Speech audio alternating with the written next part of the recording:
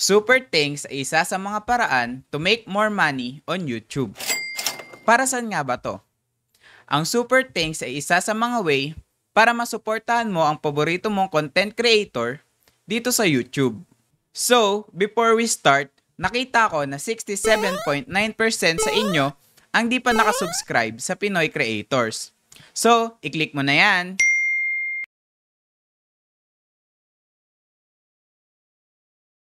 Alam naman natin na mahirap mag-start ng isang YouTube channel. Sa mga gamit pa lang ang mamahal na. Mapakamera, microphone, o computer man. So, kahit kaming mga na-monetize na, ay hindi pa rin sumasahod buwan-buwan.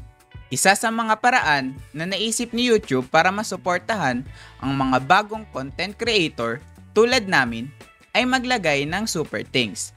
Dito ay pwede mag-donate ang mga viewers mo sa iyong channel. Paano nga ba magkaroon ng Super Thanks? Una sa lahat, dapat kasama ka sa YouTube Partner Program. So, dapat tapos mo yung 4,000 watch hours at 1,000 subscribers para magkaroon ka nito. Kapag monetize ka na, punta tayong YouTube channel natin para ma-enable natin yung Super Thanks. Click natin yung Manage Videos, Earn, then click tayo dito sa Super. Tas click natin yung Get Started. Dito, accept mo lang yung term and conditions nila at makikita mo na tong Super Thanks sa lahat ng video natin sa YouTube. Ngayon, try naman natin kung gaano kadali mag-donate sa Super Thanks. Gamit ko ngayon yung account ko sa YouTube at magdo-donate tayo sa Pinoy Creators. Dito, click natin tong Super Thanks. Yung pinakamababang pwede ma-donate sa'yo ng viewers mo is 50 pesos. At yung pinakamataas naman is 12,500. Imagine may mag-donate sa'yo ng ganyan kalaki. Napakalaking tulong na niyan sa ating channel. So dito, try natin 50 pesos. Dito pala, pwede mo baguhin yung comment na ilalagay mo. Try natin. Awesome video, Kuya Chris.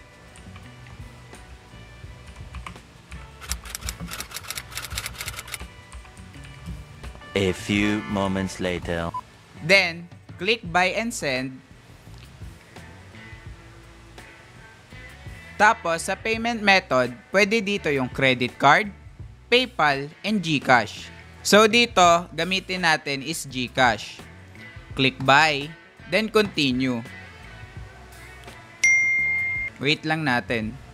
So ayan guys, lumabas na yung QR, i-scan natin to.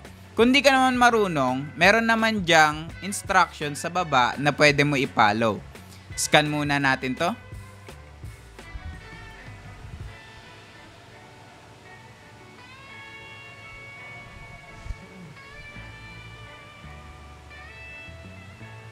So guys, yan, okay na. Lagay lang natin yung full name.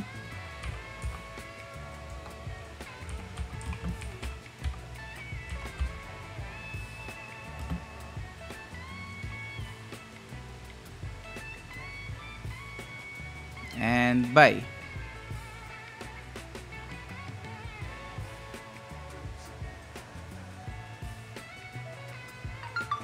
Tapos, check natin kung lumabas na.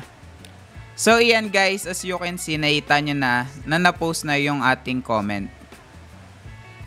Kapag nag-donate ka sa paborito mong content creator, mapupunta ang comment mo sa pinakaitaas.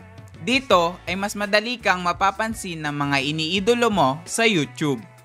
Pagdating sa earnings sa Super Thanks, may kita mo to sa Manage Videos, Analytics, and then, click tayo dito sa revenue. At sa baba nito, dito mo makikita yung earnings ng Super Thanks. Paano naman makuha ang kinita mo sa Super Thanks? Isasama ito ni YouTube sa kabuoang kinita mo sa loob ng isang buwan at mapupunta ito sa Google AdSense mo.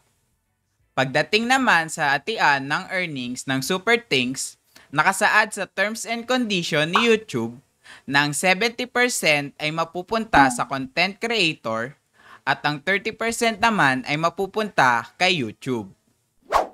Ako nga pala si Raymond at kung nagustuhan mo ang topic natin for today's video, huwag mo kalimutang mag-like at isubscribe ang aming channel. Maraming salamat, Pinoy Creators!